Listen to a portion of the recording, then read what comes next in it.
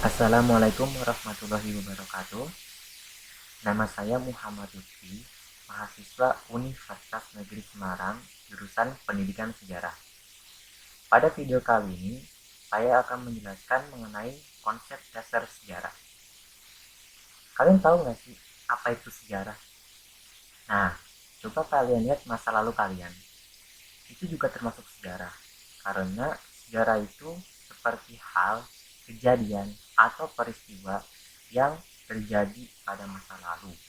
Nah, di mana kalian sebagai manusia itu sebagai perannya atau pelaku dan itu terjadi di lingkungan kalian.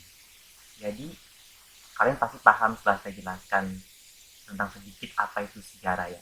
Jadi, jika bisa disimpulkan, sejarah merupakan kajian atau ilmu yang berisi mengenai kejadian atau peristiwa yang ada di masa lalu dan berkaitan dengan manusia dan lingkungannya.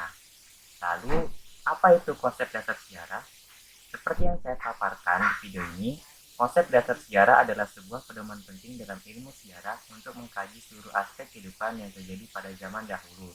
Nah, jadi konsep dasar sejarah ini digunakan untuk mengkaji apa saja yang penting pada sejarah pada zaman dahulu yang bisa kita petik. Petiknya itu maksudnya kayak kita ambil nilai-nilai moral atau nilai-nilai budaya yang bisa kita gunakan, lestarikan untuk saat ini. Selanjutnya untuk pengembangan konsep dasar sejarah. Di sini konsep dasar sejarah telah dikembangkan yang dimana digunakan untuk mengkaji sebuah sejarah. Nah, pertama itu pengembangan peristiwa yang dimana konsep dasar sejarah ini mengkaji sebuah peristiwa. Nah, para peneliti sejarah itu menjadikan peristiwa itu sebagai objek peneliti karena kemungkinan di suatu peristiwa itu terdapat sesuatu yang menarik yang dimana bisa ditarik kesimpulan atau diambil pembelajarannya. Lalu yang kedua, nasionalisme. Nah, dengan kita mengkaji sejarah, terutama sejarah bangsa Indonesia, hal itu bisa meningkatkan rasa nasionalisme kita kepada negeri ini. Nah, itu penting sekali karena tanpa adanya nasionalisme, mungkin kita tidak cinta dengan negeri ini. Lalu yang ketiga, kolonialisme. Nah, kolonialisme ini itu sebagai kayak penjajahan atau penjarahan atau perbudakan. Mungkin kalian tahu ya karena bangsa kita ini pun dijajah oleh bangsa lainnya seperti Belanda, Spanyol, Portugis, Jepang dan lain-lain. Nah, oleh karena itu konsep dasar sejarah mengkaji kolonialisme agar kita tidak melakukan kolonialisme atau imperialisme menjajah, memperbudak bangsa lain yang dimana itu hal yang tercela. Nah, kolonialisme itu terjadi pada abad ke-15.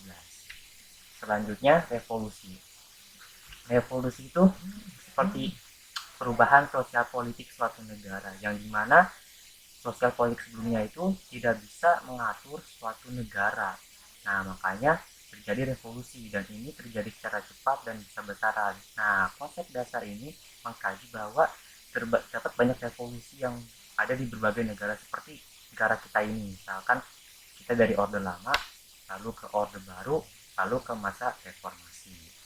Lalu yang kelima ada peradaban. Nah, di sini itu peradaban itu konsep dasar sejarah mengkaji bagaimana nilai-nilai moral pada zaman dahulu yang sampai sekarang pun masih dilanjutkan oleh generasi berikutnya yang dimana nilai-nilai moral itu penting untuk menjadikan kita menjadi manusia yang lebih baik. Lalu yang keenam, waktu. Nah, waktu di sini itu penting karena kalau misalkan kita mengkaji sebuah sejarah itu digunakan waktu sebagai penentu bahwa terjadinya itu ada, jadi gak hanya mitos atau legenda. Selanjutnya saya akan membahas tentang unsur-unsur konsep dasar sejarah. Yang pertama, waktu.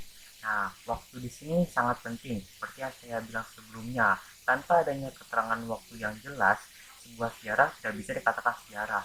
Mungkin bisa dikatakan legenda atau mitos. Seperti contohnya Malin Kundang, Sangkuriang, atau mungkin Candi Prambanan versi Bandung Bondowoso yang mungkin tidak jelaskan waktunya kapan. Jadi unsur waktu ini penting karena misalkan kita menyusun atau mengurutkan sebuah peristiwa zaman dulu pasti kita harus tahu waktunya yang paling awal sampai yang paling akhir. Nah, jadi unsur waktu itu dalam konsep dasar sejarah sangat penting. Lalu yang kedua, ruang. Ruang di sini dimaksudkan kayak di sebuah sejarah itu pasti ada lingkungannya. Itu dia konsep ruang atau unsur uang dalam konsep dasar sejarah. Jadi misalkan kalau misalkan kalian mau mengkaji peristiwa atau kejadian, misalkan saya bilang peristiwa Nagasaki atau Hiroshima, bom atom Nagasaki atau Hiroshima di Jepang. Nah, kalau misalkan kalian mengkaji sejarah tersebut, kalian harus tahu itu di kota mana. Jadi kalian nggak bisa kayak misalkan terjadi bom di Jepang pada tahun 1945, tapi di daerah mananya, apakah bom tersebut satu negara atau satu daerah. Oleh karena itu, konsep ruang juga sangat penting. Lalu yang terakhir, unsur manusia. Di sini manusia juga sangat penting karena sebagai subjek yang membawa perubahan, yang dimana yang melakukan rangkaian kegiatan pada masa lalu, yang dimana bisa dicatat sebagai sejarah. Tanpa adanya manusia mungkin tidak adanya perubahan di bumi ini karena manusia sebagai subjek atau perubahan. Selanjutnya saya akan membahas mengenai metode pengkajian. Di sini ada 6 metode pengkajian yang dimana yang pertama itu dalam bahasa Indonesia apa, dalam bahasa Inggris itu what. Nah, uh, yang pertama itu mengenai apa yang terjadi di masa lalu, yang dimana itu bisa merujuk kepada sesuatu nama peristiwa, misalkan kayak saya bilang tadi pengeboman di Hiroshima atau Nagasaki, atau mungkin apa namanya, kemerdekaan Indonesia pada tanggal 17 Agustus 1945. Nah, itu mengacu ke metode pengkajian. Yang pertama itu apa, yang kedua itu siapa atau who. Nah, di sini itu mengkaji siapa subjeknya, seperti saya bilang sebelumnya di unsur konsep sejarah yang manusia, yang dimana kita tuh perlu mengkaji siapa yang melakukan, siapa yang memberikan perubahan pada masa lalu. Lalu yang ketiga di mana atau where. Nah, seperti yang saya bilang sebelumnya di unsur-unsur konsep sejarah yang ruang waktu, konsep ruang. Jadi di mananya itu harus kita kaji. Jadi misalkan kalian mau pergi ke Belanda atau ke Jepang, misalkan kalian ingin mengetahui sejarah tentang terbentuknya Kaisaran Jepang. Nah, kalian juga harus tahu itu di mananya, di kota mana Jepangnya. Atau misalkan jika kalian ingin mengetahui sejarah Hindu di Indonesia, nah itu perlu ditanyakan di mana, misalkan kerajaan kita itu di mananya Indonesia, di daerah mana, seperti itu. Lalu yang keempat, mengapa atau why. Nah, di sini tuh mengkaji di mana bisa peristiwa tersebut terjadi, misalkan kayak tahun 1998 yang dimana banyak demo atau pemberontakan. Nah, itu kenapa? Karena di situ tuh ada banyak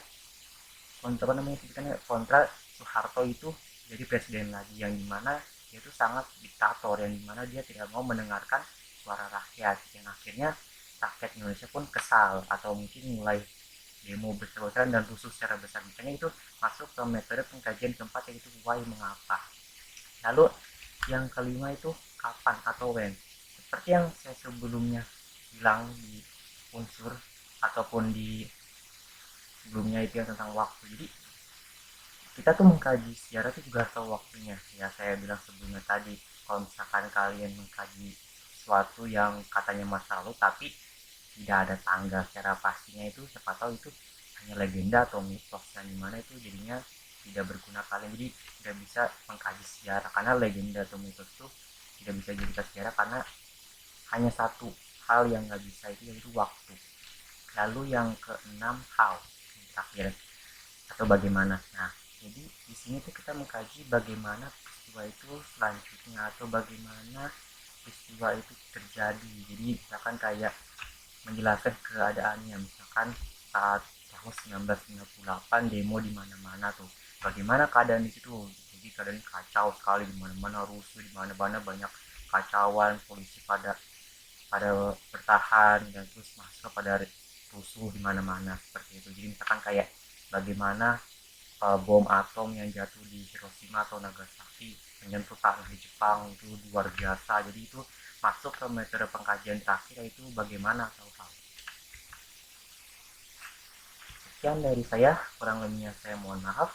Jika kalian suka dengan video ini silahkan like, jika kalian ingin share ke yang lain silahkan share. Wassalamualaikum warahmatullahi wabarakatuh.